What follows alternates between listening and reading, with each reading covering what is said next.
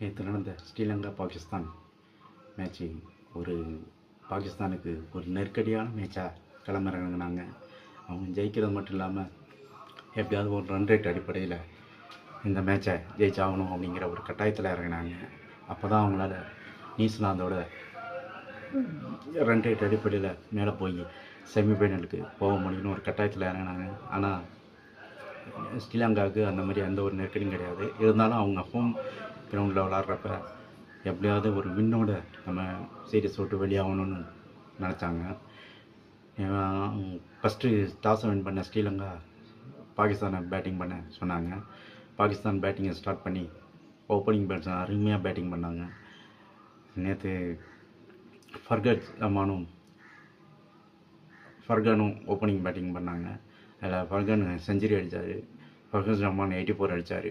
Opening நோலா பார்ட்னர்ஷிப்பாக 176 அடித்தாங்க 15 ஓவருக்கு.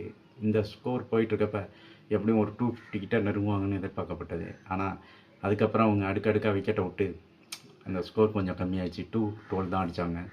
212 ஒரு நல்ல ஸ்கோர் தான். சேசிங் பண்ணுறப்ப அது கொஞ்சம் கஷ்டமாக தான் இருக்கும். அதுக்கப்புறம் செகண்ட் பேட்டிங் ஸ்டார்ட் பண்ண ஸ்ரீலங்கா எங்கே இந்த பேட்டிங் ஸ்கோர் 212 அடிக்க போகிறாங்க, கிட்ட கூட நெருங்க மாட்டாங்கன்னு எல்லாம் எதிர்பார்த்தாங்க. பாகிஸ்தானுக்கு அதோட ஒரு டார்கெட்டு 147 கிட்ட சுருட்டணும்னு ஒரு டார்கெட் இருந்தது. அப்போ தான் அவங்களால செமிஃபைனல் குவாலிஃபை ஆக முடியுங்கிற ஒரு கட்டாயம். அதனால் பவுலிங்லேயும் பாகிஸ்தான் கொஞ்சம் ஃபயராக தான் இருந்தாங்க. ஸ்டார்டிங்கில் விக்கெட்லாம் எடுத்தாங்க. ஒரு 11 ஓவருக்கு 5 விக்கெட்டை எடுத்தாங்க. அதுக்கப்புறம் எப்படியாவது ஒரு 5 விக்கெட்டை எடுத்துடலான்ட்டு அவங்க இருக்கிறப்ப அப்போ பார்ட்னர்ஷிப் போட்ட ஸ்ரீலங்கா கேப்டன்ஸ் சனகாவும் ரத்னங்காவும் 61 பார்ட்னர்ஷிப் போட்டாங்க. 17th ஓவரில் ரத்னங்கா விட்டு அணுகி போனார். அதுக்கப்புறம் எங்கே ஒரு சனகா மட்டும்தான் இருந்தார். இருந்தாலும் அவர் தன் முயற்சியை கைவிடாமல் தோக்குறமோ ஜெயிக்கிறோமோ கடைசி வரைக்கும் சண்டை போடணுங்கிற ஒரு முடிவோட ஸ்ரீலங்கா கேப்டன் அத்லட்டியாக ஆடி 31 பாலில் 76 ரன் அடித்தார். கடைசி ஓவரில் மட்டும் ஸ்ரீலங்கா 28 ரன் அடிக்கணும். கிரீஸில் சனகா நின்னார். பவுலிங் சைடில் அப்ரிடி போட்டார்.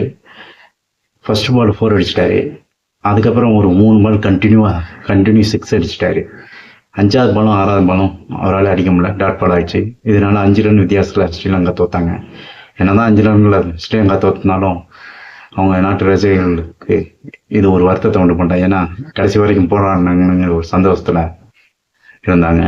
பாகிஸ்தான் என்னதான் 5 ரன் வித்தியாசத்தில் ஜெயித்தாலும் அவங்கள சந்தோஷத்தை அவங்க ரசிகர்கள் கொண்டாட முடியல. காரணம் அவங்க செமிஃபைனல் விட்டு சீரீஸ் விட்டு வெளியாயிட்டாங்க. செமிஃபைனல் போக முடியாமல் வெளியாயிட்டாங்க. ஸ்ரீலங்கா ஆல்ரெடி வெளியாயிட்டாங்க. ஏசியன் கண்ட்ரி 2 கண்ட்ரியும் வெளியாயிடுச்சு. இன்னும் மிச்சம் இருக்கிறது இந்தியா மட்டும்தான். இன்னைக்கு இந்தியா வெஸ்ட் இண்டீஸ் மேட்ச் இருக்குது. என்ன பண்ணுறாங்கன்னு பார்ப்போம்.